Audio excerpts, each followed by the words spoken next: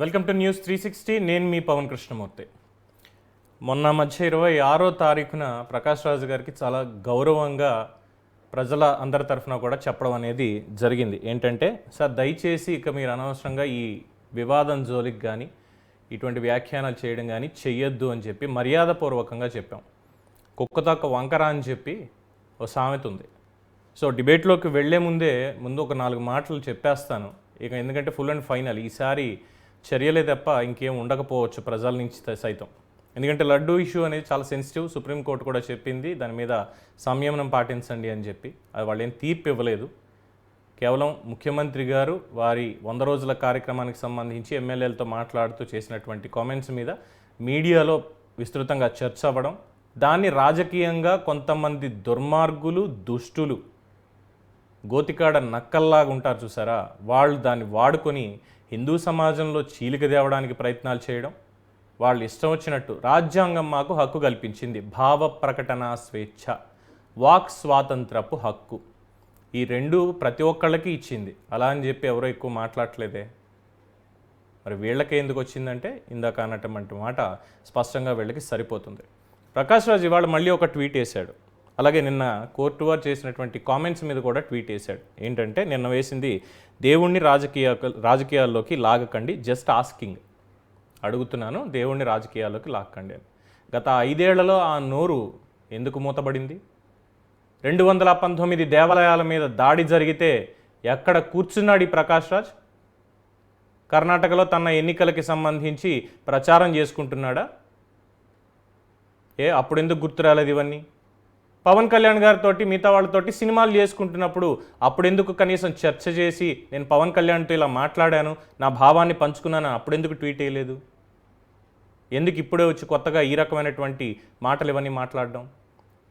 సరే, మీరు డిప్యూటీ సీఎంగా ఉన్నారు కాబట్టి మీ రాష్ట్రంలో ఇలా జరిగింది, దీని మీద ఎంక్వైరీ వేసి ఇమీడియట్గా యాక్షన్ తీసుకోండి అనడం వరకు బాగుంది. జాతీయ స్థాయిలో దీన్ని పెద్ద ఇష్యూ కింద చేయొద్దు. ఎవరు చేశారు? పవన్ కళ్యాణ్ చేసింది? చంద్రబాబు చేసింది? ఎవరు చేశారు దీన్ని పనిగట్టుకొని? ఎవరు దీన్ని వాడుకొని లబ్ధి పొందాలి అనుకున్నారు? ప్రజలందరికీ తెలుసు. ఈరోజు జరుగుతున్నదంతా కూడా ఈ విష ప్రచారం. అందులో భాగంగానే ప్రకాష్ రాజ్ కూడా ఏమైనా వైఎస్ఆర్సీపీ స్టాండ్ తీసుకున్నారా అన్నది కూడా అనుమానాలు చాలామందికి కలుగుతున్నాయి. ఎందుకంటే ఆయన ట్విట్టర్లో 2040 మందిని ఫాలో అవుతున్నారు. అందులో తెలుగుదేశం పార్టీ వాళ్ళు ఉన్నారు, జనసేన వాళ్ళు ఉన్నారు, వైఎస్ఆర్సీపీ వాళ్ళు, అందులోనూ ముఖ్యంగా న్యాయ వ్యవస్థ మీద దాడి చేసి న్యాయ వ్యవస్థని కించపరిచి సిబిఐ కేసుల్లో ఉన్నటువంటి వాళ్ళని ఫాలో అవుతున్నాడు ఈయన. ఎందుకని అంటే ఏం సందేశం ఇవ్వాలి ఇలాంటి వాళ్ళ నుంచి? నేను వీళ్ళని ఫాలో అవుతున్నాను అని చెప్పుకొని ఏం సందేశం ఇద్దాం అనుకుంటున్నాడు ఈయన ప్రకాష్ రాజ్ అనేటువంటి వ్యక్తి? పైగా ఇవాళ వచ్చి అంటాడు, కొత్త భక్తుడికి పంగనామాలు ఎక్కువ కదా? క్వశ్చన్. ఇక చాలు, ప్రజల కోసం చేయవలసిన పనులు చూడండి. కళ్ళకి మసక ఏమైనా పట్టిందా? లేదు కళ్ళు నిజంగా ఏమన్నా గుడ్డివైపోయాయా ప్రకాష్ రాజ్కి? నేను అడుగుతున్నా, ఆంధ్రప్రదేశ్ ప్రజానీకం తరఫున నేను అడుగుతున్నా. ఇవాళ 95% సామాజిక పెన్షన్లు ఈరోజు పంపిణీ జరిగింది. ఆల్మోస్ట్ 100% కూడా అయిపోయింది. కేవలం ఒక 2-3% ఊళ్ళలో లేని వాళ్ళు, వీళ్ళు తప్ప అందరికీ పెన్షన్లు, పెంచినటువంటి పెన్షన్లు 4,000 రూపాయలు, 6,000 రూపాయలు పెంచినటువంటి పెన్షన్లు. పొద్దున్నుంచి మంత్రులు, ఎమ్మెల్యేలు, ముఖ్యమంత్రి అందరూ కూడా దసరాకి ప్రజలకి ఏ కానుకలు ఇవ్వాలి అని చెప్పి మేమేం తీసుకొస్తున్నాం, పెట్టుబడులు, ఎంతమందికి ఉద్యోగ అవకాశాలు ఇవ్వాలి, ఉపాధి కల్పించాలి, 2047 డాక్యుమెంట్ 2020 కాదు, విజన్ 2047కి ఏం చేద్దాం అనుకుంటున్నానంటూ ముఖ్యమంత్రి ఈరోజు ప్రజల మధ్యలోకి వెళ్ళి నిర్భయంగా చెప్పాడు. పరదాల మధ్య తిరగల. మరి ప్రకాష్ రాజ్కి ఇది కనిపించలేదా? పంగనామాలని చెప్పి మాట్లాడతాడా? పవన్ కళ్యాణ్ గారు ప్రాయశ్చిత్త దీక్షలో ఉన్న, ఇవాళ రేపు విరమణ తీసుకుంటున్న దాని నుంచి ఈరోజు ఆయన శాఖలకి సంబంధించి రివ్యూ మీటింగ్లు పెట్టారు. అధికారుల దగ్గర నుంచి నివేదికలు తెప్పించుకున్నారు. కొత్త ప్రాజెక్టులు ఏం చేయొచ్చు ఇవన్నీ కూడా చేశారు. మరి ఇవి ప్రజలకి పనికొచ్చేవా లేదంటే ప్రకాష్ రాజ్ దృష్టిలోకి రానివా? ఎక్కడ కూర్చుని మాట్లాడుతున్నాడు? 30వ తారీఖు వచ్చేస్తున్నాను, మీ ప్రతి ప్రశ్నకి సమాధానం చెప్తాను మీరు అన్నదానికి అని చెప్పి అన్నాడు కదా. మొన్న ఏదో కార్తీతో చెయ్యని తప్పకి సారీ చెప్పించుకున్నాడు, అది ఇదని మాట్లాడాడుగా ప్రకాష్ రాజ్. ఎక్కడయ్యా నువ్వు? మీ భావ ప్రకటన స్వేచ్ఛని వాడుకోండి, తప్పులేదు. కానీ ఈ రకంగా కాదు, ఒక సెన్సిటివ్ ఇష్యూ మీద అంతకుమించి కాదు. దిక్కుమాలిన రాజకీయాల్లో చేరి మేము కూడా ఇలాగే మాట్లాడతామంటే ప్రజలు చూస్తూ ఊరుకోరు. ఇండస్ట్రీ పెద్దలు ఎందుకు మాట్లాడట్లేదు? ఇప్పుడు ఒక ఉత్తమ నటుడి అవార్డు తీసుకున్నటువంటి ఆయన నటుడిగా ఆయన మీద అందరికీ గౌరవం ఉంది. మళ్ళీ చెప్తున్నా, అందరికీ నటుడిగా ఆయన మీద గౌరవం ఉంది. అట్ ద సేమ్ టైం ఒక నటుడిగా ఆయన చేసే ప్రాజెక్టుల్లో ఆయన చేసే అలసత్వం వల్ల లాస్ అయినటువంటి నిర్మాతలు ఇప్పటికీ పైకి చెప్పుకోలేక బాధపడేటువంటి వాళ్ళు, వాళ్ళ పట్ల సానుభూతి కూడా ఉంది. ఎన్నిసార్లు బ్యాన్ విధించారు? తెలుగు ఫిల్మ్ ఇండస్ట్రీ కానీ ఇంకో ఇండస్ట్రీ కానీ ఎన్నిసార్లు బ్యాన్ చేశారు ప్రకాష్ రాజ్ని? ఇప్పుడు కూడా బీజేపీ వాళ్ళు కోరుతున్నారు, ఇగో ఈ ఇష్యూలో ఇష్టానుసారం మాట్లాడుతున్నాడు అని చెప్పి. ఇదే నేర్చుకున్నది. అంటే బీఆర్ఎస్ వాళ్ళు కూడా ఇటీవల వాళ్ళు ఏదో ప్రజల తరఫున రాజకీయాలు చేస్తున్నాం అనుకుంటే, లేదు మా స్వార్థం మాదే అన్నట్టుగా వాళ్ళు ఉన్నారు, సేమ్ యాజ్ వైఎస్ఆర్సీపీ లాగా. సో వీళ్ళ ఇద్దరి భావజాలాన్ని పుణికి పుచ్చుకొని ఈయన కూడా అదే పందాలో నేను వెళ్ళాలనుకుంటున్నాడేమో. 5 ఏళ్ల పాటు ఆంధ్ర రాష్ట్ర నాశనాన్ని కళ్ళారా చూసిన తర్వాత కూడా నాకెందుకు ఇదంతా, నాది కాదు, నా సొంత రాష్ట్రం కాదు, నీ రాష్ట్రం కాదు, నీ సంగతి కాదు అన్నప్పుడు నీకెందుకయ్యా మాట్లాడడానికి? ఎవడు నువ్వు? ఏదో సినిమాలో నేను మోనార్క్ని, నన్నెవరో ఏం చేయలేరు, సినిమాలో చెప్పుకోవడానికి బాగుంటుంది డైలాగ్. బయటకు వచ్చి అదే మాట మాట్లాడితే ప్రజలు ఏ ఆవేశంతో ఉన్నారో ఎన్నికల్లో ఒకసారి చూపించారు. పంగనామాలు నిజంగానే మిగిలే వాళ్ళకి 11 రూపంలో. దానికి రిఫ్లెక్షన్ మరింత భారీ స్థాయిలో ఇప్పుడు మిగులుతుంది. వీళ్ళు ట్విట్టర్లో చేసేది పవన్ కళ్యాణ్ బిట్రేడ్ హిందూసా, చంద్రబాబు బిట్రేడ్ హిందూసా, ఇది వీళ్ళు డబ్బులు పెట్టి మరి చేసేటువంటి విష ప్రచారం. వీళ్ళని స్పేర్ చేయాలా? న్యాయస్థానాలు వీటిని సుమూటగా తీసుకోవా? ఇక్కడ నేను న్యాయస్థానాలను కూడా ప్రశ్నిస్తున్నాను. ఎస్, ప్రశ్నించే హక్కు నాకుంది ఒక పౌరుడిగా. ఇంకొకసారి ఇలాంటి చెత్త ట్వీట్లు వేసుకుంటూ నా ఇష్టం అనుకునేటట్టు ఏమైనా చేస్తే ఆ హుందాతనం పోతుంది, మాటల్లో పదును కూడా ఇంకా పెరుగుతుంది. సో డిబేట్లోకి వెళ్దాం. మనతోటి ప్రస్తుతానికి అందుబాటులో ఉన్నారు తెలుగుదేశం పార్టీ రాష్ట్ర అధికార ప్రతినిధి ఒక ఆనంద్ సాగర్ గారు, అలాగే జనసేన నేత సింగళూరు శాంతి ప్రసాద్ గారు, ప్రముఖ అడ్వకేట్. అఫ్కోర్స్ ఆనంద్ సాగర్ గారు కూడా అడ్వకేటే. నమస్కారం సార్ ఇద్దరికి. సార్, ప్రకాష్ రాజ్ గురించి పవన్ కళ్యాణ్ గారు చాలా గొప్పగా చెప్పారు సార్. మొన్న మధ్య కూడా జస్ట్ ఒక 10 రోజుల క్రితం జరిగినటువంటి ఇష్యూలు కూడా ప్రకాష్ రాజ్ నాకు స్నేహితుడే, చాలా మంచి వ్యక్తి అన్నట్టుగానే మాట్లాడారు. మరి ఏంటి ఈయన ఇష్టం వచ్చినట్టు ఇలాంటి వ్యాఖ్యలు చేస్తూ ఇంకా రెచ్చగొట్టాలని చూస్తున్నాడు? ఎవరు సార్? నేనా? మీరే సార్, శాంతిప్రసాద్ గారు. పవన్ గారు, మీకు సోదరులు మోకారం సాగర్ గారికి, చూస్తున్న వ్యక్తులకు నమస్కారం. మనకి తెలుగులో ఒక మాట ఉంది సార్, అపాత్ర దానం చేయకూడదు, పాములను పెంచకూడదు, అందులో విషనాగులను అసలు పెంచకూడదు. కాకపోతే మెగా కుటుంబానికి ఏంటంటే అది మరి దౌర్భాగ్యం, మరి తెలియదు, శాపమో తెలియదు. ప్రకాష్ రాజుల వల్ల వాళ్ళ కుటుంబంలో చిరంజీవి గారు ఎంత ఇబ్బందులు పడ్డారు ఆ ఎన్నికల సమయంలో. అవును, ఆ మంచు విష్ణుకు సంబంధించి ప్రెసిడెంట్గా నిలబడినప్పుడు ఇతను నిలబడ్డాడు, ఇతనికి సపోర్ట్ చేశారు. మంచు విష్ణు బ్యాక్ చేసింది జగన్ రెడ్డి. ఆ రోజు అందరూ చూశారు. అది ఏ స్థాయికి తీసుకెళ్లారంటే కులాల స్థాయికి, సినిమా ప్రపంచంలో కులాల స్థాయికి కూడా తీసుకెళ్లిన దౌర్భాగ్యమైన ఘటన ఆ రోజు మొట్టమొదటిసారిగా చూస్తున్నాం. సరే, జరిగిపోయింది. అయితే పవన్ కళ్యాణ్ గారు ఎప్పుడు కూడాను ఎవరితో కూడా నాన్ కమిటల్గా ఉంటారు. ప్రేమిస్తే అతనితో అత్యంత సన్నిహితంగా ఉంటారు, లేకపోతే ఎంత గౌరవం ఇవ్వాలో అంతవరకే ఇస్తారు. దానికి పలు ఉదాహరణలుగా చెప్పుకోవాలంటే ఆలీ సంగతి మీరు చూడొచ్చు సినిమా రంగంలో. అవును.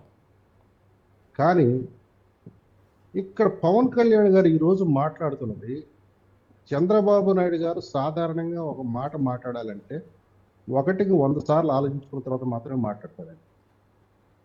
మనిషి చాలా బ్యాలెన్స్గా మాట్లాడతారు. మాట్లాడేటప్పుడు తిరుమల లడ్డూకు సంబంధించిన మాట మాట్లాడాల్సి వచ్చినప్పుడు కూడా చంద్రబాబు నాయుడు గారు ఏం మాట్లాడారు?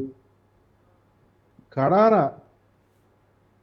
వీళ్ళు దేవుడి ప్రసాదాన్ని కూడా కల్తీ చేయడానికి సిగ్గుపడలేదు, అందులో జంతు కొవ్వు వచ్చేలా చేశారు అన్నాడు తప్పితే ఫలానా వ్యక్తి చేశాడు, ఫలానా వాళ్ళు చేశారని ఎక్కడ ప్రస్తావించదు. అవును.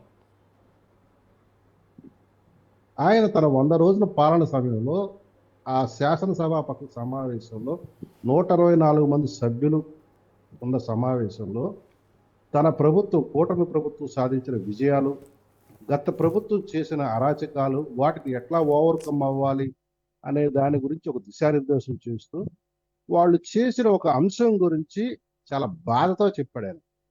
అది కూడా ఎప్పుడు ఆ విషయం టిటిడి ఈఓ గారికి తెలిసిన 2 నెలల తర్వాత దాని మీద లోతుగా అవగాహన చేసిన తర్వాత అథెంటికేటెడ్ రిపోర్ట్లు తన చేతిలోకి వచ్చిన తర్వాత మాత్రమే చేశాడు ఆయన. అవును. అంతేగాని గాలివాటంగా మాట్లాడు. అయితే అతనికి చంద్రబాబు నాయుడు గారు అక్కడ భావావేశం రేకెత్తించాలేదు. లేదంటే అసలు ఆ రోజే అది స్పార్క్ అవ్వాలి. కానీ అది 2 రోజుల తర్వాత స్పార్క్ అయింది. అది ఏది హిందూ సంఘాలు దాన్ని అందిపుచ్చుకోవడం ద్వారా స్పార్క్ వచ్చింది తప్ప. సరే, పవన్ కళ్యాణ్ గారు కూడాను ఏంటంటే ఈ అంశంలో కొంత, ఎందుకంటే సహజంగా అతను దేవుడిని కొలుస్తాడు, అతను అంజనీ పుత్రుడు అంటారు, వాళ్ళ కుల ఆరాధ్య దైవం శ్రీ ఆంజనేయ స్వామిని పూజిస్తారు. ఆంజనేయ స్వామిని పూజిస్తారు. వాళ్ళ అదృష్టం ఏంటంటే వాళ్ళ తల్లి కూడా అంజనీ దేవి, కాబట్టి వీళ్ళని అంజనీ పుత్రులు అంటారు. ఆయన వెంకటేశ్వర స్వామి యొక్క ఆలయ ప్రసాదం అపచారం, నేను ఇక్కడ దాని గురించి పదే పదే చెప్పదలుచుకోలేదు, ఎందుకంటే చెప్పడం కూడా కొంత దౌర్భాగ్యంగానే ఉంటుంది. అవును. ఘోర అపచారం జరిగింది ఆ యొక్క ప్రసాదం అంశంలో అనే అంశాన్ని ప్రస్తావిస్తూ, ఈ అంశంలో ఎవరు కూడాను జోకులు వేయొద్దు, హాస్యానికి మాట్లాడద్దు, ఇది చాలా గంభీరమైన విషయం, ఈ విషయం మీద అందరూ కూడా స్పందించాలి. ఇక్కడ ఇది మనోభావాలకు సంబంధించిన అంశము, ఇది హైందవ ధర్మానికి సంబంధించిన అంశము, హైందవుల మనోభావాలకు సంబంధించిన వారి మనసులో గాయపడిన అంశము, సందర్భము. కాబట్టి దీని మీద అందరూ కూడా గడమెత్తాలి, దీనికి ప్రాయశ్చిత్తం చేసుకున్నాడు. ఎందుకు అన్నాడు ఆ మాట? దేవదేవుడికి, మనందరికీ తెలుసు, దేవదేవుడికి కోపం వస్తే ఆయన తన యొక్క కోపాన్ని ప్రదర్శిస్తే ఎటువంటి వినాశనం మానవజాత జరుగుతుంది, ఎటువంటి ఉపద్రవం వస్తుంది ప్రకృతి పరంగా అనేది మనకు ఒక మానసికమైన భయాందోళన ఉంటుంది. ప్రతి దేవుడిని అనుసరించే ప్రతి హైందవుడికి ఇది ఉంటుంది. కాబట్టి ఆ యొక్క ఆందోళనలో మా మనసులోంచి తొలగించడం కోసం ప్రాయశ్చిత్త దీక్ష అనేది ఒకటి పెట్టి ప్రతి హైందవ బంధువుని మీకు మీరుగా ప్రాయశ్చిత్తం చేయండి అని ఆయన అడిగాడు. అంతే తప్ప ఆయన ఎక్కడా కూడా మీరందరూ రోడ్ల మీదకి రండి, దీని మీద పోరాడండి, మీ గళమెత్తండి, మీరు దీని మీద ఏదన్నా దాన్ని ఏమంటే యాంటీ సోషల్ ఎలిమెంట్స్ ప్రవర్తించినట్టుగా ఎక్కడ కూడా పిలిపివ్వదు. మీకు మీరుగా మీకున్న అందుబాటులో ఉన్న ఆలయాల్లో మీరు ప్రాయశ్చిత్త దీక్ష చేయండి. నేను ఇన్ని రోజులు చేయదలుచుకున్నాను, ఇన్ని రోజులు చేస్తున్నాను, ఈ రోజులు ఈ కార్యక్రమాలు చేస్తున్నాను ఆయన ఒక విధానం ప్రకటించాడు. దాని మీద ప్రకాష్ రాజు స్పందించాల్సిన అవసరమే లేదు. ఎందుకంటే అక్కడ చంద్రబాబు నాయుడు గారు కానీ, ఇక్కడ పవన్ కళ్యాణ్ గారు కానీ ఏ ఒక్క వ్యక్తిని, ఏ ఒక్క పార్టీని కూడా వేలెత్తి చూపాల. మనం గమనించాల్సింది ఇది మొదట్లో 18వ తారీఖు నుంచి మనం గమనించాల్సింది వారు ఏ ఒక్కరిని వెలికి చూపల. అయితే పవన్ కళ్యాణ్ గారు ఏం చెప్పారంటే, బాధ్యత తీసుకున్న వ్యక్తులు ఆ బాధ్యతను విస్మరిస్తే వాళ్ళని బాధ్యులు చేయాల్సిన బాధ్యత మనకు ఉందా లేదా అని ప్రశ్నించాడు. ఎవరు ఆ బాధ్యత? టీటీడీ ధర్మకర్తల మండలి. దాన్ని ఎవరు హెడ్ చేశారు? ఆ యొక్క దేవస్థానానికి చైర్మన్గా వ్యవహరించిన వ్యక్తులు, ఈవోగా వ్యవహరించిన వ్యక్తులు. వాళ్ళు బాధ్యత తీసుకోవాలి అన్నారు. దాని మీద తప్పు ఏముంది అందులో? ఎవరైనా అడిగేది అదే కదా. దానికి ప్రకాష్ రాజు విపరీత అర్థాలు తీసి అతను మొదటి చేసిన పోస్ట్లో మొదటి లైన్ వరకు ఓకేనండి, మీరు డిప్యూటీ సీఎంగా ఉన్నారు, ఇంకోటి జరిగింది అని అంతవరకు పర్వాలేదు. కానీ దేశం ఇప్పటికే కోనారిగిపోతుంది, అల్లాడిపోతుంది. మళ్ళీ మీరు అంటూ బ్రాకెట్లో మీ యొక్క ఢిల్లీ సంబంధించిన దోస్తులు అని పెడతాం అనేది చూసారా, అది పుల్లబెట్టి కెలకటం లాంటి 100%. అది ఒక మనిషిని కించపరచడం లాంటిది, ఎగతాళి చేయటం లాంటిది, ఒక మత విశ్వాసాలని గేలి చేయటం లాంటిది. ఇది తప్పు.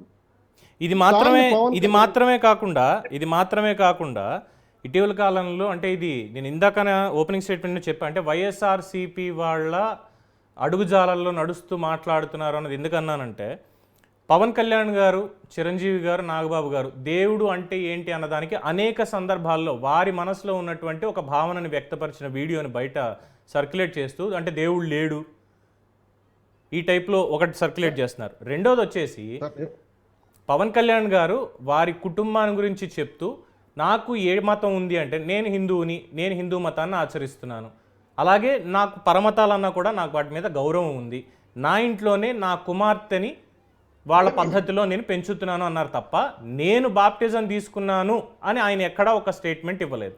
ఇప్పుడు దాని మీద మళ్ళీ వీళ్ళు వచ్చి డిక్లరేషన్ ఇప్పిస్తారా, డిక్లరేషన్ ఇస్తాడా, ఈ రకమైనటువంటి ఒక చెత్త ప్రాపగాండాని హ్యాష్ ట్యాగ్ ఇప్పుడు #1లో ట్రెండింగ్ అవుతోంది సార్ ట్విట్టర్లో కూడా. ఏంటంటే నేను దీని గురించి మీకు కొంత లీగల్ పరిజ్ఞానం కూడా నేను చెప్తాను, లీగల్ అంశాలు కూడా. ఇందులో ఏంటంటే ఇతను సినిమాలో చిరంజీవి గారితో కానీ పవన్ కళ్యాణ్ గారితో కానీ నటించాడు, కానీ ఆ వాళ్ళతో యొక్క మానసిక దీన్ని ఏమాత్రం అర్థం చేసుకున్నాడో నాకు తెలియదు. కానీ నేను చిరంజీవి గారితో సేల్ అయ్యాను, పవన్ కళ్యాణ్ గారితో సేల్ అయ్యాను, వాళ్ళతో గంటల మాట్లాడుకునేవాడు, ప్రజారాజ్యం ఉన్నప్పుడు కానీ జనసేన ఉన్నప్పుడు కానీ. చిరంజీవి గారిది చిన్నపిల్లల మనస్తత్వం సార్. అవును.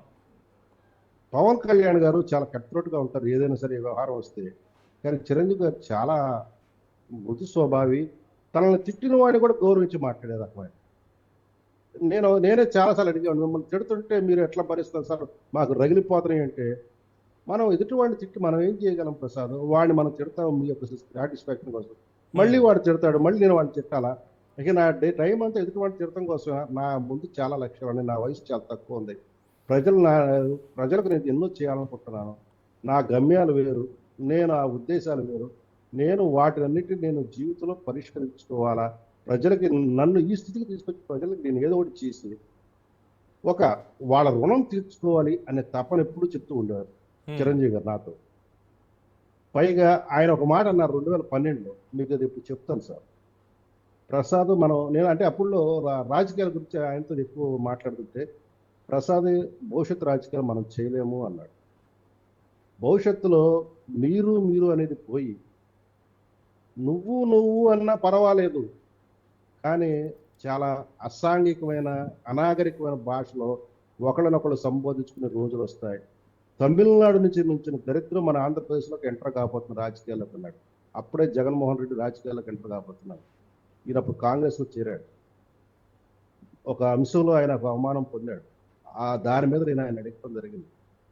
ఆయన చెప్పిన మాటలేదు సార్, ఈ రాజకీయాల్లో మనం ఎక్కువ కాలం మనం సున్నిత మనస్తత్వం ఉన్నవాళ్ళు మనుగడ సాధించలేము. అది చిరంజీవి గారికి సంబంధించి ముందు నుంచి కూడా చాలా మంది అభిమానులు ఇప్పటికీ చెప్తూ ఉంటారు, మేము చెప్పాము ఆయన ఎందుకంటే చిన్నపిల్లాడు మనస్తత్వం, ఆయన దీనికి సరిపోడు, సినిమాలో ఉంటే వేరే ఉండేదని ఇప్పటికీ అంటూ ఉంటారు పాపం. ఆయన నాతో స్వయంగా చెప్పిన మాట ఇది. సున్నిత మనస్కులు ఎవరు కూడా ఈ రాజకీయాల్లో తట్టుకోలేరు, ఈ రాజకీయాల్లో ఉండలేరు, మనగలగలేరు. రైట్. నువ్వు ఒకటంటే నేను 2 అనే తత్వంలో ఉన్న వాళ్ళైతేనే తట్టుకోగలరు, ఓకే, నేను అట్లా చెయ్యను అని అన్నారు. ఇకపోతే లీగల్గా వచ్చినప్పటికీ జగన్ రెడ్డి మీద ముఖ్యమంత్రిగా ఉన్నప్పుడు డిక్లరేషన్ ఇవ్వమని అడిగినప్పుడు ఆంధ్రప్రదేశ్ రాష్ట్ర హైకోర్టులో ఒక వ్యక్తి, గుంటూరు వైకుంఠపురానికి చెందిన వ్యక్తి, ఇతను డిక్లరేషన్ ఇవ్వకుండా ఆలయ ప్రవేశం, తిరుమల ఆలయ ప్రవేశం చేయకుండా మీరు నిరోధించాలని హైకోర్టు అడగడం జరిగింది. ఆ రోజు జస్టిస్ భట్టు దేవానంద్ గారు ఉన్నారు. తారీఖు కూడా చెప్తానండి, 30 డిసెంబర్ 2020. అవును. రిట్ పిటిషన్ నెంబర్ 17616/2020 పారా నెంబర్ 37లో స్పష్టంగా జడ్జి గారు చెప్పింది ఏంటంటే, ఒకవేళ జగన్ రెడ్డి ముఖ్యమంత్రి హోదాలో ఉన్నప్పుడు తిరుమల తిరుపతి దేవస్థానం అధికారులు వారిని ఆహ్వానించి వారిని పట్టు వస్త్రాలు ఇవన్నీ సమర్పించాలి, కైంకర్యాలు సమర్పించాలన్నప్పుడు మాత్రం డిక్లరేషన్ ఇవ్వాల్సిన అవసరం లేదు. కానీ జగన్ రెడ్డి తన వ్యక్తిగత హోదాలో తిరుమల ఆలయ ప్రవేశం చేయాలన్నా, దేవుని దర్శించుకోవాలన్నా కంపల్సరిగా రూల్ 136 ప్రకారం డిక్లరేషన్ ఇస్తే తప్ప అతనికి ఆలయ ప్రవేశం చేయడానికి వీల్లేదు, బికాస్ నాన్ హిందూ అని స్పష్టంగా తీర్పిచ్చారు సార్. అందుకే కదా 8 పేజీల. ఎస్ అంతే, నాకు గుర్తొచ్చింది మీరు చెప్పిన ఇన్సిడెంట్ ఇది. దీని తర్వాతే ఇంకా చాలా జరిగాయి. అమరావతి ఇష్యూలో కూడా 8 పేజీలు లేఖ ఏకంగా తీసుకెళ్లి బాబ్డే గారికి అప్పట్లో ఇవ్వడం జరిగింది న్యాయమూర్తుల మీద. సరే, ఈ పాయింట్ పక్కన పెడితే ఆనంద్ సార్ గారు ఏమైంది సార్ మీ రెడ్ బుక్ ఏమైంది సార్? ఎందుకంటే ఇగో ఇలాంటి వాగుతూ డిప్యూటీ సీఎంని అవమానపరిచేలాగా, సీఎంని అవమానపరిచేలాగా ఇప్పుడున్నటువంటి ఇంత సున్నితమైనటువంటి అంశంలో ఇష్టారీతిన వాగుతూ ఉన్నటువంటి ఈ సెక్యులర్ హార్మనీని ఇబ్బంది పెట్టే రకంగా చేస్తున్నటువంటి ఇలాంటి వాళ్ళని శిక్షించడానికే కదా మీ రెడ్ బుక్ అనేది ఉంది. మరి ఏమైపోయింది అది? మీకు ప్యానల్ ఉన్న పెద్దలకి హృదయపూర్వక నమస్కారం. ఇది లోకేష్ గారిని అడగాల్సిన మాట మీరు నన్ను అడిగితే నేనేం చెప్పమంటారు? పార్టీ తరఫున లోకేష్ గారి గురించి మీకు తెలుసు కాబట్టి మిమ్మల్ని అడిగాము. అదే ఇప్పుడు రెడ్ బుక్ అనేది ఒక్కొక్కటి బయటకు వస్తూ ఉన్నాయి. మీకు ఒక 2 నెలల్లో ఒక భయంకరమైనటువంటి ఒక నిజం కూడా బయటపడబోతుంది. అది అప్పుడు 2 నెలల తర్వాత చూసుకుందాం సార్. ఎందుకంటే ఇప్పుడున్నది ఈ నిజం నుంచి ఇందులో ఉన్నటువంటి నిజాలు బయటికి రావాలి. జరుగుతున్నటువంటి ఈ తప్పుడు ప్రచారం, Pawan Kalyan betrayed Hindus, Chandrababu betrayed Hindus అని చెప్పి నేషనల్ లెవెల్లో తప్పుడు ప్రచారం జరుగుతుంటే కనీసం ప్రభుత్వంలో ఉన్నారు మీరు, 164 సీట్లు వచ్చాయి, పెద్ద మ్యాండేటు, అధికార యంత్రాంగం కనీసం దీన్ని ఖండించాల్సినటువంటి పరిస్థితిలో కూడా కనిపించట్లేదు సార్. దానికి ఆనంద్ సాగర్ గారు నేనే చెప్తాను సమాధానం. 1 నిమిషం ఆనంద్ సాగర్ గారు.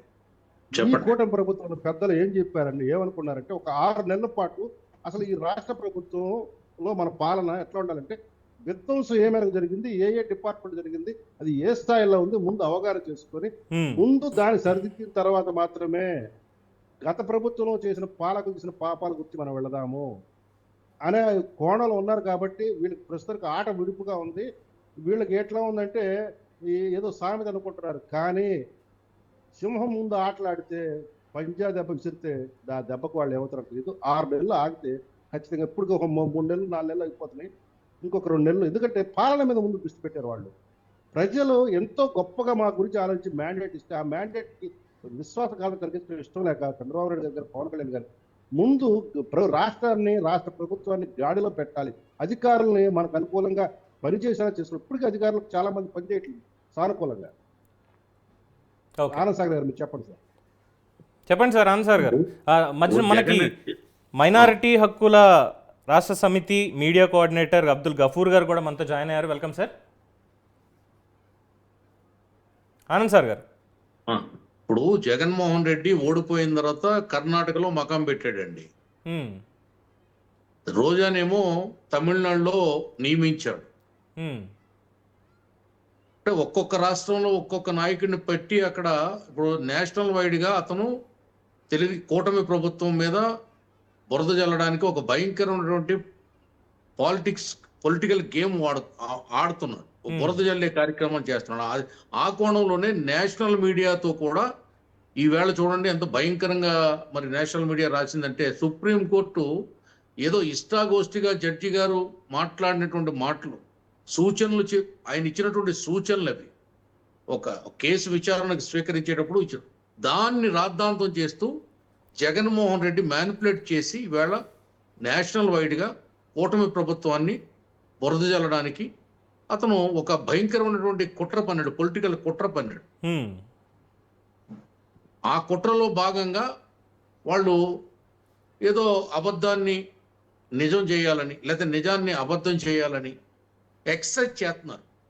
ఏదో విధంగా రాష్ట్రంలో మళ్ళీ వచ్చి రాజకీయం చేయాలి, రాష్ట్ర ప్రజల్ని నమ్మించి వంచాలనే అజెండా జగన్మోహన్ రెడ్డి అప్పుడు ఇప్పుడు ఎప్పుడు కూడా. కానీ ఈ కూటమి ప్రభుత్వం అటువంటి వ్యక్తికి మరొక్కసారి అవకాశం ఇస్తుందని ఏ ఒక్క తెలుగువాడు నమ్మట్లేదు. అటువంటి ఆస్కారమే లేదు ఇక్కడ. ఒక శాంతిప్రసాద్ గారు అన్నట్టుగా 6 నెలల కాలం ముగిసిన తర్వాత అన్ని కూడా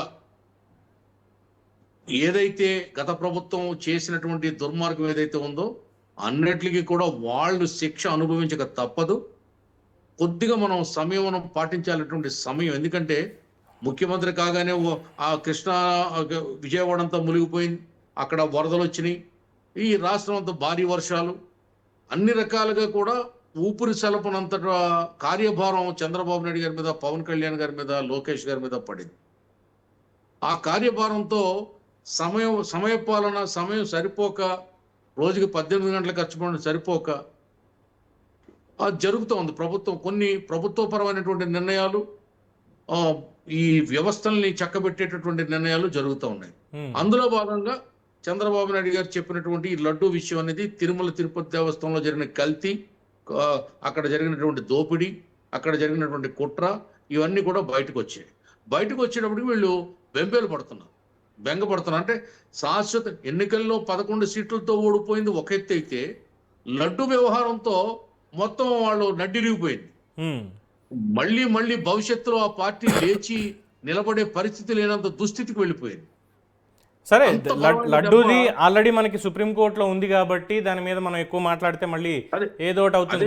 ఇక్కడ ప్రధానంగా ప్రకాష్ రాజ్ లాంటి వాళ్ళు ఇలాంటి వాటిలో, అంటే ఆయన పేరు ఆయన చేశాడు కాబట్టి చెప్తున్నా, చేయని వాళ్ళు ఇంకా చాలా మంది ఉన్నారు, పేర్లు ఉన్నాయి.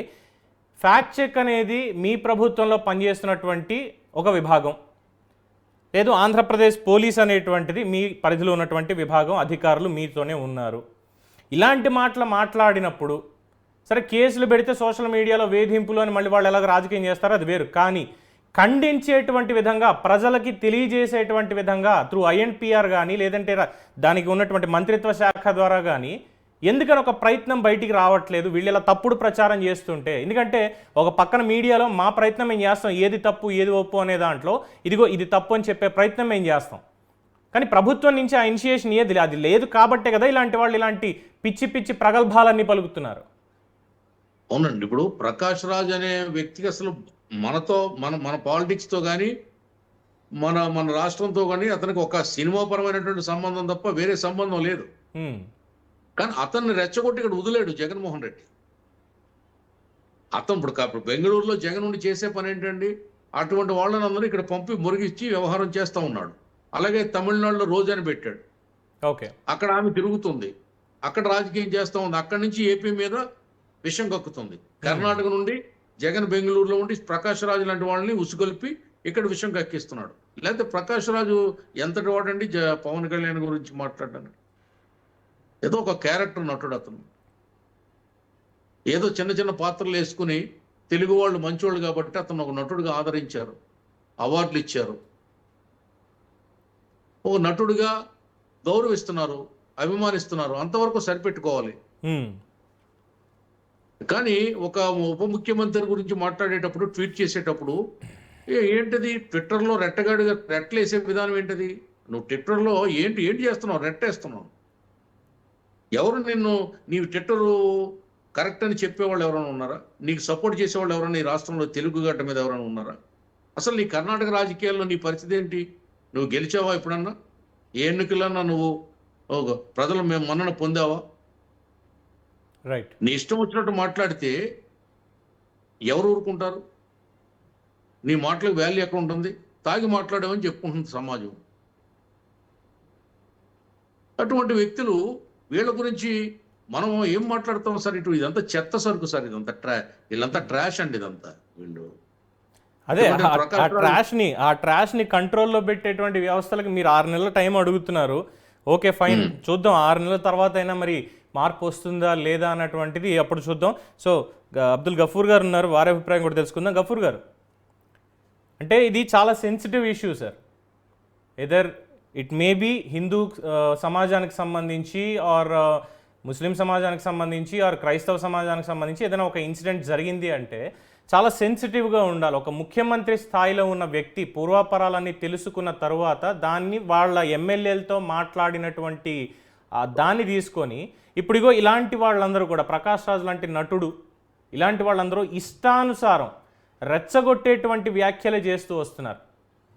అంటే ఎందుకు సైలెంట్గా ఉంటున్నారు అనేటువంటి ఒక దీంట్లోనా, లేదంటే కావాలని టార్గెట్ చేసి రాష్ట్రంలో మళ్ళీ మత కల్లోలాలు తీసుకురావాలి? ఎందుకంటే రాజకీయం అంటేనే చిచ్చు పెట్టడం అని చెప్పి చాలామందికి ఒక నిర్దిష్టమైన అభిప్రాయం ఉండిపోయింది. సో దాని మీద మీరే ఉంటారు సార్. మీది మ్యూట్లో ఉన్నట్టుంది, ఒక్కసారి చెక్ చేయండి ప్లీజ్.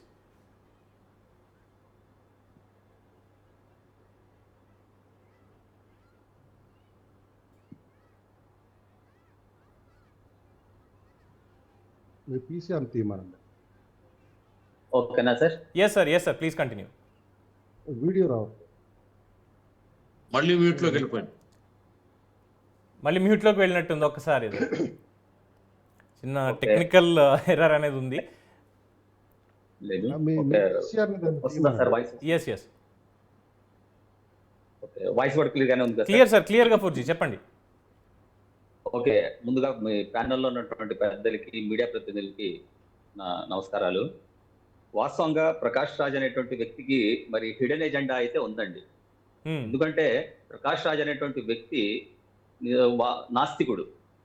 ఆయనకి ఏ మతం మీద విశ్వాసం లేదు.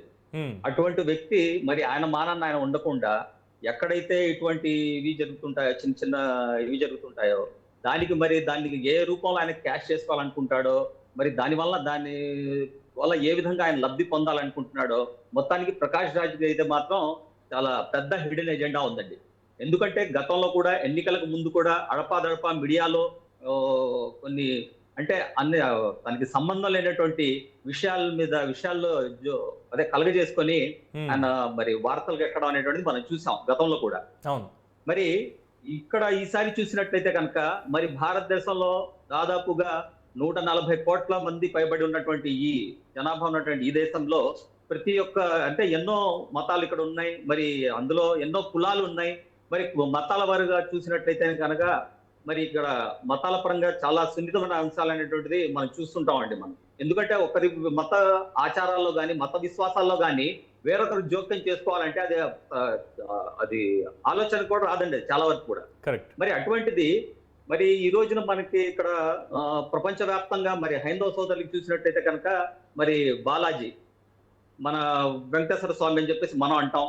సో ప్రపంచవ్యాప్తంగా ఉన్నటువంటి దేవాలయాల్లో మరి ప్రతిష్టాత్మకంగా హైందవ సోదరులు మరి భావించే ఆ దేవాలయంలో జరిగినటువంటి మరి ఆ పొరపాటు ఏదైతే ఉందో ఇప్పుడు ప్రజెంట్ అది కోర్టులో ఉంది కాబట్టి ఆ టాపిక్ జోలికి అయితే నేను వెళ్ళదలుచుకోలేదు. కానీ అయితే ఈ అంశాన్ని మరి దీనిలో మాట్లాడినటువంటి మన ఆంధ్రప్రదేశ్ డిప్యూటీ సీఎం ని ఆయన టార్గెట్ చేస్తూ మరి ఆయన ఏ ఉద్దేశంతో మరి ఈ ట్వీట్స్ అనేవి చేస్తున్నాడో మాకైతే అర్థం కావట్లేదండి. మరి ఆయనకు ఉన్నటువంటి ఫ్రస్ట్రేషన్ ఏంటో, లేకపోతే ఈ ప్రకాష్ రాజ్ వెనకాల ఉన్నటువంటి ఆయనకు ఉన్నటువంటి హిడెన్ ఎజెండా వెనకాల ఉన్నటువంటి వ్యక్తి ఎవరు అనేటువంటిది మనకి అర్థం కావడం లేదు. అయితే సినిమాల్లో ఇంతకు ముందు మేము కూడా సినిమాలు చూసే టైంలో ప్రకాష్ రాజ్ గారి ఒక సినిమా చూడడం జరిగిందండి. మరి ఏ సినిమాలో అదైతే మాకు గుర్తులేదు. అందులో ఒక డైలాగ్ ఉంది ప్రకాష్ రాజ్కి, నేను మోనార్క్ ని, నన్ను ఎవరు మోసం చేయలేరు అంటుంటాడు. నిజంగానే నిజ జీవితంలో కూడా ఆ డైలాగ్ కి ఆయన నరనరాన్ని జీర్ణించుకున్నాడేమో, మరి తను తాను మోనార్క్ గా భావించుకుంటున్నాడు కాబట్టి అదే సార్ ఏదో సినిమాలు చెప్తాడు. అలాగా నిజంగా తాను మోనార్క్ గా భావిస్తున్నాడేమో. అరే ఇంతమంది ఇన్ని కోట్ల మంది మరి హైందవ సోదరులు అక్కడ జరిగినటువంటి దాన్ని పట్టుకొని మరి దానికి ప్రాయశ్చిత్తంగా అంటే ఎవరి మత విశ్వాసాలు మతాచారాలు వాళ్ళకు ఉంటాయి కాబట్టి ఈ ఒక పొరపాటు జరిగితే దాన్ని ఎలా సరి చేసుకోవాలా, మరి నిజంగా మన అంటే ప్రాయశ్చిత్తం అంటారు, లేకపోతే మరి హిందూ పరిభాషలో మరి దాన్ని ఏమంటారు అంటే దాని శుద్ధి కార్యక్రమం చేపట్టి అంటే ఒక్కొక్కరి ఆలోచన ఒక్కో రకంగా ఉండేటట్టుగా తనకు తెలిసిన విధంగా తనకు తెలిసిన రీతిలో మరి ఒకరినొకరిని పిలుపునిచ్చుకొని అంటే లోపల ఏదైతే మనసులో అంటే కలుషితం అయిపోతుందండి. వాస్తవంగా ప్రతి ఒక్కరికి కూడా ప్రసాదం సేవించినటువంటి ప్రతి ఒక్క హైందవ సోదరుడి మనోభావాలు ఏ విధంగా దెబ్బతిని ఉంటాయి అనేటువంటిది ఒక సాటి పౌరుడిగా ఒక ముస్లింగా నేను కూడా అర్థం చేసుకోగలను. ఎందుకంటే మనం ఎంతో నిష్టగా ఎంతో పవిత్రంగా భావించే ఒక ఏదైనా వస్తువు కనుక మనం సేవించిన తర్వాత అందులో అది అపవిత్రమైందనో లేకపోతే అందులో ఏదైనా పొరపాటు జరిగిందని తెలిసినప్పుడు అది లోపల మనం ఎంతో మనోవేదనకి గురవుతాం. మరి అటువంటి మనోవేదనలో ఉన్నటువంటి మన హైందవ సోదరులకి మరి బాసటగా నిలవాల్సింది యాజ్ ఎ ముస్లిం గా మాలాంటి వాళ్ళు మనం నిల్చున్నాం అంటే ప్రకాష్ రాజ్ అనే వ్యక్తి సరే నువ్వు దేవుణ్ణి నమ్మకపోతే కనీసం వాటికి బాసటగా నిలవకపోయినా సరే కనీసం నువ్వు ఇలాంటి అసమర్థ అంటే పిచ్చి ట్వీట్స్ చేసి నేను ఏం సాధించాలనుకుంటున్నాడో మరి మాకైతే అర్థం కావట్లేదు. దీనికి సమాధానం ప్రకాష్ రాజే చెప్పాలి. మరి అదే ప్రకాష్ రాజే చెప్పాలండి దీనికి సమాధానం. అంటే ప్రకాష్ రాజ్ చెప్పాలి అనే దాన్ని మనం ప్రశ్నిస్తూనే ఉన్నాం. బట్ ఆయన చెప్పంది ఎక్కడి నుంచి తీసుకొస్తాం కానీ అంటే నాకు భావ ప్రకటన స్వేచ్ఛ ఉంది కాబట్టి నేను నా ఇష్టం వచ్చింది మాట్లాడతాను అని చెప్పి ఇగో ఈ రకమైనటువంటివి ఆయన మాట్లాడుతున్నాడు. ఇందాక నేను షుబ్లీ గారితో మాట్లాడాను, గఫూర్ గారు షుబ్లీ గారితో మాట్లాడినప్పుడు వారు ఒక మాట అన్నారు, పవన్ ఇది చాలా సెన్సిటివ్ ఇష్యూ, దీని మీద స్పందించడం కూడా జాగ్రత్తగా స్పందించాలి. అయితే ఒక దౌర్భాగ్యం ఏం పట్టింది అంటే భారత ప్రజలందరూ కూడా సెక్యులర్ అనేటువంటి ఒక పేరుతో అందరూ మనం కలిసే ఉంటున్నాము, కానీ కొంతమంది స్వార్థపరులు విభజించి పాలించు అనేటువంటి బ్రిటిషోడి ఆ సిద్ధాంతానికి ఇంకా కట్టుబడి ఉన్నారు. వాళ్ళ ప్రతినిధులే ఇలా కనిపిస్తున్నారు, వీళ్ళే ఇదంతా చేసేది. ఇదే కనుక ఒక ఒక ఈ మహమ్మదీయ సామాజిక వర్గానికి చెందిన ఒక మసీదులో కానీ లేదంటే ఇతరత్ర కార్యక్రమంలో కానీ ఇటువంటిది ఏమైనా జరిగి ప్రకాష్ రాజ్ ట్వీట్ వేసుంటే యావత్ దేశం ఏకమైపోయి ఉండేది. అదే క్రైస్తవుల మీదకి వస్తుంటే మనం ఆల్రెడీ నార్త్ ఈస్ట్లో చూసాము, ఈ రాజకీయాల్లో ఎన్నికలు అన్న దాంట్లో ఏం జరుగుతుందో చూసాము. మరి ఎందుకని చెప్పి ఇక్కడ పవన్ కళ్యాణ్ ఏమో ఒక్క తాటి మీదకి భారతీయులందరినీ కూడా తీసుకొచ్చాడు, హిందువులందరినీ కూడా ఇదిగో ఇది అపవిత్రం జరిగింది ఇక్కడ ప్రక్షాళన చేయాలని తీసుకొచ్చాడు. దాన్ని డైల్యూట్ చేసి మళ్ళీ చిచ్చు పెట్టే విధంగానే ఇటువంటి కార్యక్రమాలకు వీళ్ళు తెర తీస్తున్నారు, సమాజంలో చిచ్చు పెట్టడానికే వీళ్ళు ప్రయత్నిస్తున్నారంటూ ఇందాక షుబ్లీ గారు కూడా చాలా గౌరవంగా చెప్పారు సార్. వాస్తవం అండి. అదే మీరు అన్నారు, ఇది మనోభావాలతో ఎందరో మనోభావాలతో ముడిపడి ఉన్న అంశం అని చెప్పేసి అని. మరి అటువంటి అంటే అంతమంది మనోభావాలతో ముడిపడి ఉన్న అంశంలోనే మరి ఇటువంటి వాళ్ళు మరి అవకాశాలుగా చూస్తుంటారు. ఇప్పుడు ఈ తిరుమల ఇష్యూ ఒకటే కదండి, చిన్న ఎగ్జాంపుల్ గా ఇక్కడ అంటే ఈ సందర్భంలో నేను ఈ టాపిక్ తీసుకురావడం మరి సరైనదే అని చెప్పేసి భావిస్తున్నాను. చిన్న ఎగ్జాంపుల్ అంటే ఎవరైతే ఈ మైనారిటీ సోదరులు ఉన్నారో వీళ్ళను కూడా ఈ విధంగానే రెచ్చగొట్టాలని చెప్పేసి చాలా మంది చూశారండి. ఇది మీడియా వరకు రాలేదండి, ఇది వారికి షుబ్లీ గారి దృష్టికి రావడం జరిగింది, చాలా మంది దృష్టికి రావడం జరిగింది. ఏదైతే పార్లమెంట్ లో వక్ఫ్ కి సంబంధించిన చట్టం తీసుకొచ్చారో ఆ టైంలోనే ప్రకాష్ రాజ్ లాంటి వాళ్ళు పర్సనల్ గా ఫోన్ చేసి ముస్లిం సామాజిక వర్గాన్ని కూడా రెచ్చగొట్టే ప్రయత్నాలు చేశారండి.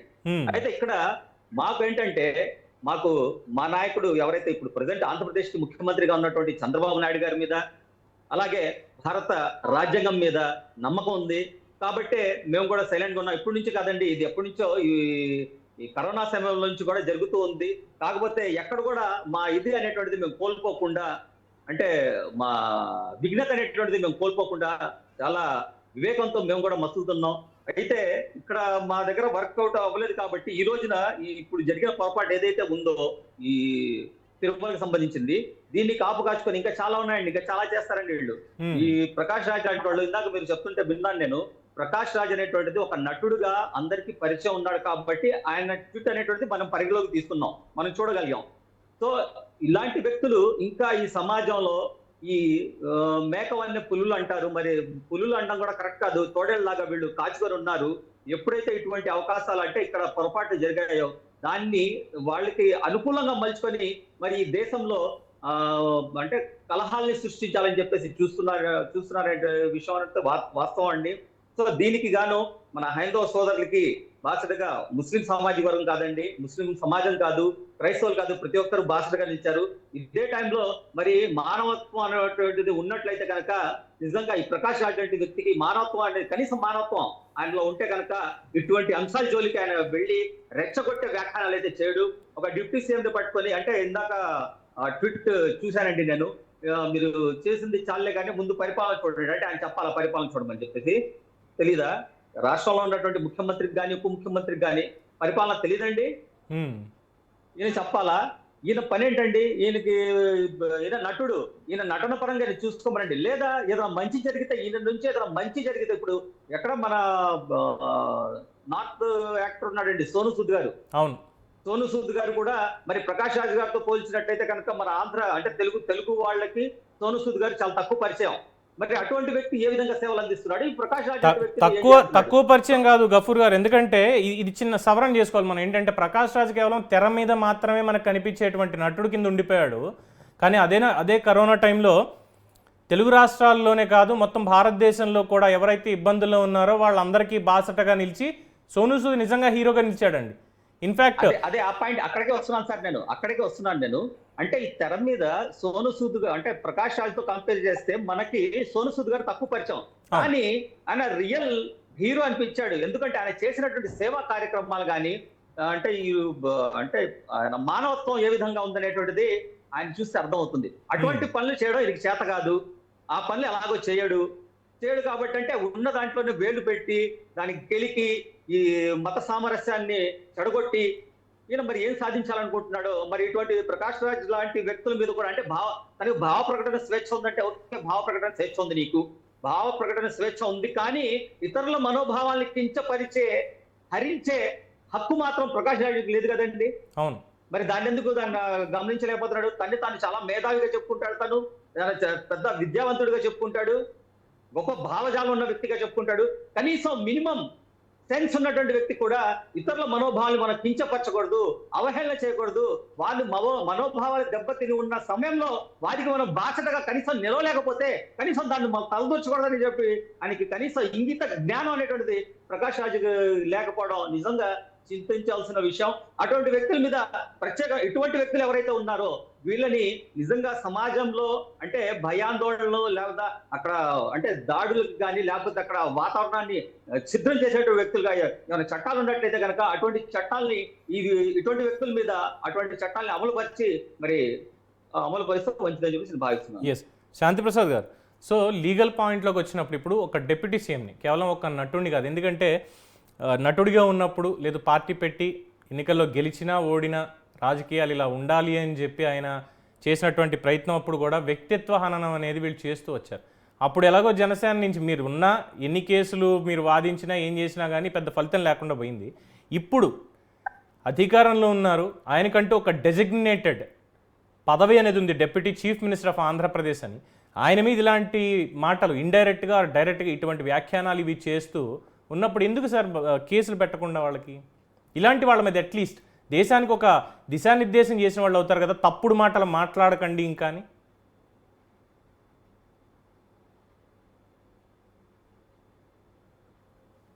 హలో సార్, మ్యూట్లో ఉన్నట్టుంది. ప్రజలు మాకు ఇచ్చిన అపూర్వమైన తీర్పు చూసిన తర్వాత కూటమి పెద్దలు ఒక ఆలోచనకు వచ్చారు సార్.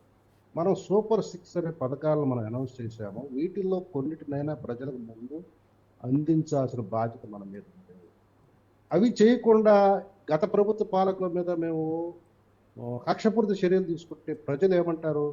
ఇందుకోసం మేము మీకు ఇంత మ్యాండేట్ ఇచ్చింది, మిమ్మల్ని ఎన్నుకుంది అంటారు.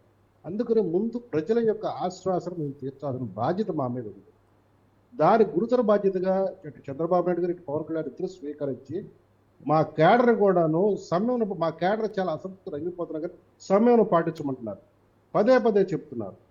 దీనికి కారణం ఏంటంటే ముందు ప్రజలని వాళ్ళ గత పాలనలో పడిన కష్టాలు నష్టాల నుంచి వాళ్ళని బయటకు తీసుకొచ్చి వాళ్ళకి మేమిచ్చిన హామీలు సూపర్ 6 వాటి మీద కొన్నైనా ముందు వాటిని అమలు చేస్తే తర్వాత మిగతా వాటి మీద దృష్టి పెట్టచ్చు. ఇది ప్రభుత్వ పెద్దల ఆలోచన. దాన్ని కొంతమంది అడ్వాంటేజ్ తీసుకున్నారు. ఇప్పుడు ప్రకాష్ రాజ్ ట్వీట్ గురించి వద్దాం సార్. 20వ తారీఖున ట్వీట్ చేశాడు, అతను మొదటి పార్టీ పెద్ద పట్టించుకుని, why you are spreading apprehensions and blowing up the issue nationally, we have enough communal tensions in the country thanks to your the Delhi friends. దీన్ని కేవలం అతను కెలకటమే అంటారు. తర్వాత మంచు విష్ణు పేరు మంచు విష్ణు, నువ్వు కావాలనుకుంటాను కానీ శివయ్య అన్నావంటే నువ్వు హిందూ దేవుళ్ళ గురించి నీకు ఎంత వెకిలితనంతో నువ్వు మా ట్వీట్ చేశావు. అతను ఒక సినిమాలో ఒక డైలాగ్ అది, దాన్ని నువ్వు ట్వీట్లో పెట్టావంటే నువ్వు నీ యొక్క వెకిలితనం స్థాయి ఎక్కడ ఉంది? తర్వాత నువ్వు పెట్టిన ట్వీటు, నేను 30వ తారీఖు వస్తాను, నేను అన్ని ప్రశ్నలు చూస్తాను, వీడిదో పెద్ద మేధావిలాగా ఈ లోపల నా యొక్క ట్వీట్ మళ్ళీ ఒకసారి చదువుకుంటాడు. వీడు పెద్ద మేధావి, వీడు పెట్టింది ఒక ట్వీటు, దాని మళ్ళీ ఇంకోసారి చదువుకోవాలి. తర్వాత ఇంకో ట్వీట్ ఏం చెప్పాడు? చేయని తప్పుకు సారీ చెప్పించుకోవడం ఆనందం ఏంటో చెప్పిన ఆయన బాగానే ఉన్నాడు. దానికి స్పందించిన పవన్ కళ్యాణ్ గారు కూడా చాలా హుందాగా స్పందించి నా సోదరుడి సినిమా చక్కగా విజయవంతం కావాలని చెప్పి ఆయన విష్ చేశారు. పవన్ కళ్యాణ్ గారు ఎక్కడ కూడా ఎవరు సారీ చెప్పని అడగలేదు. ఆయన జాగ్రత్తగా మాట్లాడి అపహాస్యం చేయొద్దన్నారు. మా మనోభావాలకు సంబంధించిన దీని మీద మీరు జోకులు వేయద్దు, పరాశకులు ఆడద్దు, హాస్యం ఆడద్దు, ఇష్యూని గంభీరంగా స్వీకరించండి, గంభీరంగా దానికి సమాధానం చెప్పండి అన్నాడు. దానికి కార్తీ గారు దాన్ని కూడా స్పోర్టివ్గా తీసుకొని ఎమ్మటే దాన్ని సారీ చెప్పడం, వాళ్ళ అన్నగారు చెప్పడం, ఇవన్నీ దాన్ని పవన్ కళ్యాణ్ గారు వెంటనే స్వీకరించడం జరిగింది. అక్కడ ఎక్కడ కూడా అతను కండిషన్ పెట్టలేదు పవన్ కళ్యాణ్ గారు నువ్వు క్షమాపణ చెప్పాలని. మరి వీడికి ఎందుకు దోల? తర్వాత గెలిచే ముందు అవతారం, గెలిచిన తర్వాత అవతారం ఏంటి అవాంతరం? ఎందుకు మనకి అయ్యమ ఈ విధవ ఎప్పుడైనా సరే జగన్ రెడ్డిని 3 రాజ్యాలు పెడతా అన్నప్పుడు అడిగాడు ఈ సన్నాసి. అవి చాలా ప్రశ్నలు ఉన్నాయి సార్, చాలా సెన్సేషనల్ ప్రశ్నలు ఉన్నాయి. ఎందుకంటే ఇవి ఒకళ్ళని ఉద్దేశించి చేస్తున్నాడు కాబట్టి ఇప్పటివరకు టార్గెట్ చేసుకుంటూ ప్రకాష్ రాజ్కి ఆ ప్రశ్నలు చాలా ఉన్నాయి, చాలా స్ట్రాంగ్గా ఉన్నాయి. నేనే ఇంకొకటి చెప్తానండి, మనకేం కావాలి? ప్రజల్లో భావోద్వేగం రెచ్చగొట్టి తద్వారా రాజకీయ సాధించుకోవాలి. సరే, రాజకీయ విమర్శ అనుకుందాం. లేక ప్రజల మనోభావాలు గాయపడకుండా పరిపాలన సంబంధమైన అవసరమైతే అవసరమైతే తీవ్రమైన చర్యలతో సున్నితంగా తీవ్రమైన చర్యలు తీసుకున్న తర్వాత సమస్య సున్నితంగా ఎక్కడ తెచ్చుతున్నారు? అసలు బుద్ధి జ్ఞానం ఉందా? భాష మీద పట్టేడిస్తే ఇంటికి మా సోదరుడు ఆనంద్ సాగర్ సాంస్కృతిక పండిట్ ఆయనే చెప్పాలి. ఒక సమస్యని తీవ్రంగా తీసుకున్న తర్వాత మళ్ళీ దాంట్లో సున్నితత్వం అక్కడ నేర్చుకుంటారు. ఆనంద్ సార్ వాడు భావ వ్యక్తీకరణ చాలా విపరీతంగా ఉంది. సో శాంతిప్రసాద్ గారు మిమ్మల్ని అడిగేది ఏంటంటే, ఇందులో ఇది ఆల్రెడీ సున్నితమైనటువంటి అంశం, మళ్ళీ దీన్ని తీసుకోవడానికి ఈ భాష ఏం మాట్లాడుతున్నాడు అసలు? ఆ మాట్లాడేది కరెక్టేనా? తీసుకుంటే సున్నితత్వం ఎక్కడ ఉంటుంది? సున్నితత్వం ఎక్కడ ఉంది ఇందులో సున్నితంగా తీసుకుంటే? ఎందుకంటే ఇది దేశవ్యాప్తంగా నిజంగా చాలా గౌరవంతో మాట అంటున్నాను సార్, అందరి మీద గౌరవంతో మాట అంటున్నా. పొరపాటున పవన్ కళ్యాణ్ గారు ఇచ్చినటువంటి పిలుపుకి మాలాంటి వాళ్ళు యువకులందరూ రోడ్డు మీదకి ఒక్కసారి వచ్చి ఉంటే దేశం ఏమయ్యేది సార్? మీరు రాకలేదు సార్. ఇప్పుడు మాకు ఆనంద్ సాగర్ లాంటి మాలాంటి వాళ్ళు అసలు మా అధినేత కన్సాగ చేస్తే మేము సిద్ధంగా ఉన్నాం సార్. లేదు, మీరంటే మీకు కావాలి, ఆయన పర్మిషన్ కావాలి, లేదు మీరు వెళ్ళండి అని ఆయన చెప్పాలి. కానీ మాలాంటి వాళ్ళకి యువకులకి, నేను వ్యక్తిగతంగా చెప్తున్నా ఈ మాట, మాలాంటి యువకులకి, ఎందుకంటే మరీ రక్తం కొంచెం పవన్ కళ్యాణ్ ఇలా ఒక్క చిటికేసి ఎవడరా మా మీదకి వచ్చింది అని ఒక మాట అంటే, లేదు సార్, మనోభావాలు దెబ్బతిన్న తర్వాత వయసు అనేటువంటిది అడ్డు రాదండి. అందులో ఆయన మన ప్రసాద్ గారు చెప్పిన మాట వాస్తవం, దానికి వయసుతో సంబంధం లేదు. 100% అగ్రీ, 100% నేను అగ్రీ అవుతాను నేను. అంటే వారు అన్నది పవన్ కళ్యాణ్ గారు ఆదేశాలు ఇస్తే, చంద్రబాబు ఆదేశాలు ఇస్తే మేమెందుకు ఆగుతామని వారు చెప్పారు. కాబట్టి మీకు వాళ్ళ పర్మిషన్ కావాలేమో, మాకు అవసరం లేదు కదా. నేను అది ఆ మాట నేను అనేది. సాగర్ గారు కానీ మాకు కానీ బంధాలు ఉన్నాయి. అదే జరుగుంటే ఏమయ్యేది అంటే, ఇలాంటి ప్రకాష్ రాజ్ ఒక్కడే కాదు సార్, ఇక్కడ ఇలాంటి వాళ్ళు చాలామంది ఉన్నారు. నేను దుర్మార్గులని అంటాను వాళ్ళని, అంతకుమించిన వేరే పదం అవసరం లేదు వాళ్ళకి. నిజంగా జరుగుంటే ఏమయ్యేది సార్? దేశం అల్లకల్లోలం అయిపోయేది. చూస్తున్నాం అనేక దేశాల్లో ఏం జరుగుతుంది అనేది.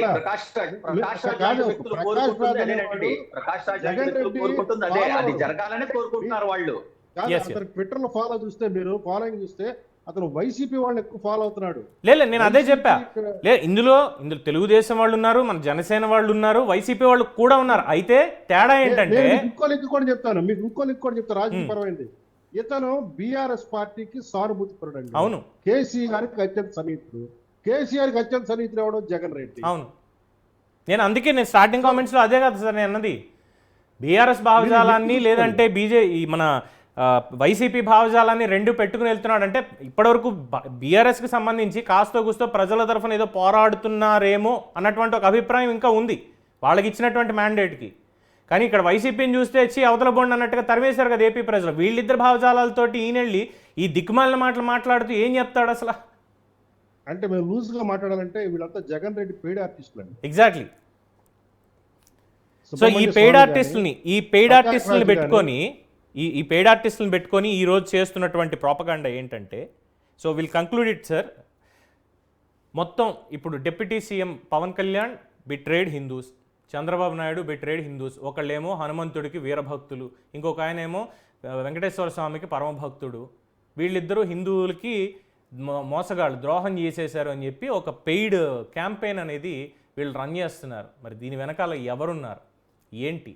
ఇలాంటి మాటలు మాట్లాడేటువంటి సదరు Prakash Raj, so called Prakash Raj, even though he is a national award winner, మంచి నటుడైనప్పటికీ కూడా జగన్ రెడ్డి అండి మొదటి రోజు నుంచి కూడా ఇక్కడ ఈ రాష్ట్రంలో విధ్వంసం చేసి ఈ యొక్క కూటమి పెద్దలు పాలన మీద దృష్టి పెట్టకుండా వాళ్ళ మీద దృష్టి పెట్టి అరాచకం చేయాలనుకున్నారు.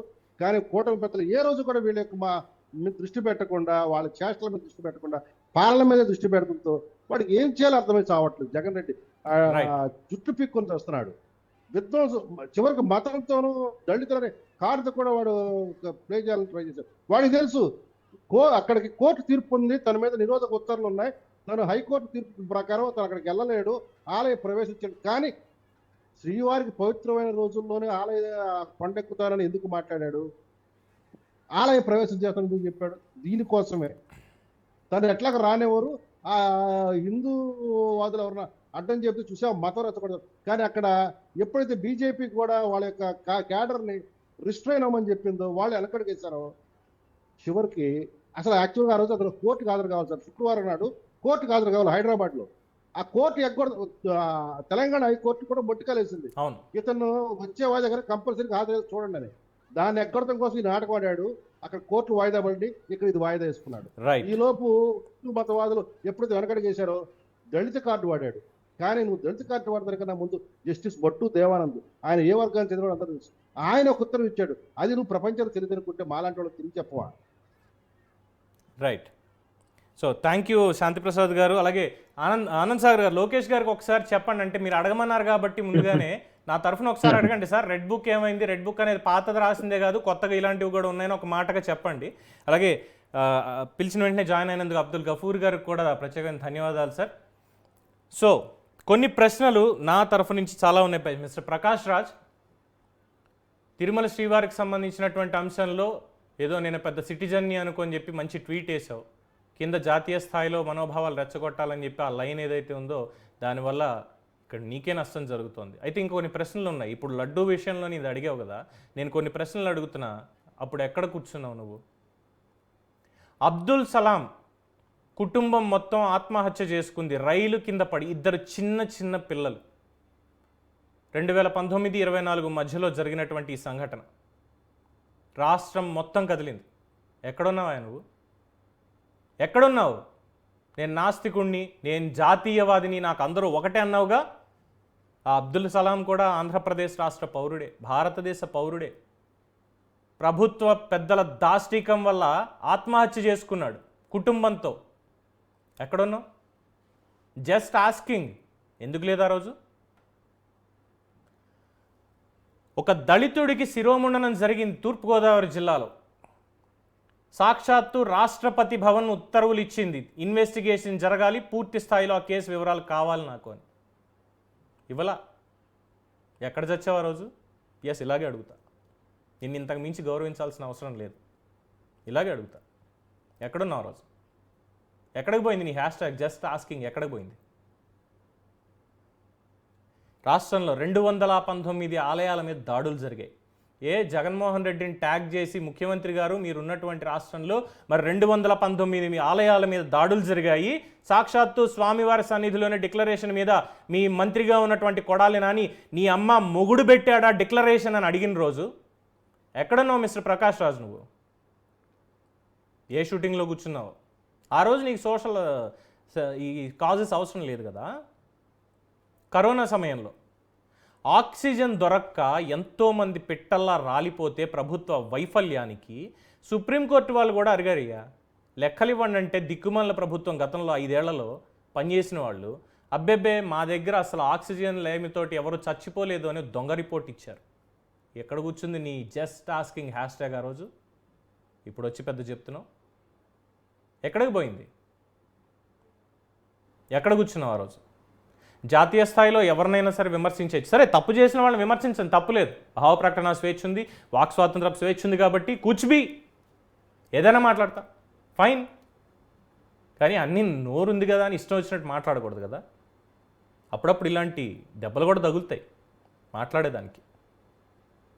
మనది మొత్తం మీడియా చూస్తోంది. అయినా ఏముందిలే, రాజకీయం మన ఇష్టం, ఏదైనా చేసేయచ్చు, రచ్చ చేసేద్దాం. పవన్ కళ్యాణ్ని ఇప్పుడు అర్జెంటుగా ఏంటంటే ఆ రోజు నాకు ఎంత సపోర్ట్ చేసినా మా ఎన్నికల్లో నిలబడ్డానికి ఇప్పుడు నాకు అవసరం లేదు. ఆయన డిప్యూటీ సీఎం అయిపోయాడు, నాకే ఏ పదవి మిగలలేదు బొంగులోది, ఎందుకు అని చెప్పి రెచ్చగొట్టడానికి. దేశంలో ఇంకా చాలా విషయాలు ఉన్నాయి. మరి అంటే ఇది నేను ఎవరిని కించపరచాలని అనేటువంటి మాట కాదు. ఒకానొక రాజకీయ నాయకుడు 15 నిమిషాలు పోలీసుల్ని పంపించేస్తే మేమేంటో చూపిస్తామని చెప్పి ఒకానొక సందర్భంలో చాలా ఆవేశపూరితంగా మాట్లాడాడు. మా అబ్దుల్ గఫూర్ గారిలాగా, షుబ్లీ గారిలాగా సంయమనంతో, అందరినీ పరమత సహనంతో ఉండాలని చెప్పి సోదర భావంతో ఉండేలా మాట్లాడాలి ఆ రోజు. ఎక్కడికి పోయిందయా నీది? ఎక్కడికి పోయింది నీ జాతీయవాదం? అప్పుడు ఎక్కడికి పోయింది నీ hash tag just asking? So అందుకే ఈరోజు ప్రజలు చెప్తున్నారు, ఇలాంటివి సంఘటనలు చెప్పుకుంటూ పోతే కోకొల్లలు నిన్ను అడగడానికి, నీతో మాట్లాడడానికి. అందుకే చాలామంది చెప్తున్నారు, నువ్వు మోనార్క్ అనుకుంటే ఇంకా ఆపి నీ పనేదో నువ్వు చూసుకో. It is not just asking, it is just saying. So Prakash Raj tweet చేశారు కాబట్టి, ఆయనకి ఏదో పెద్ద పేరు ఉండిపోయింది కాబట్టి ఆయన ఏదో హైలైట్ చేయాలని ఈ వ్యాఖ్యానాలు చేయట్లా.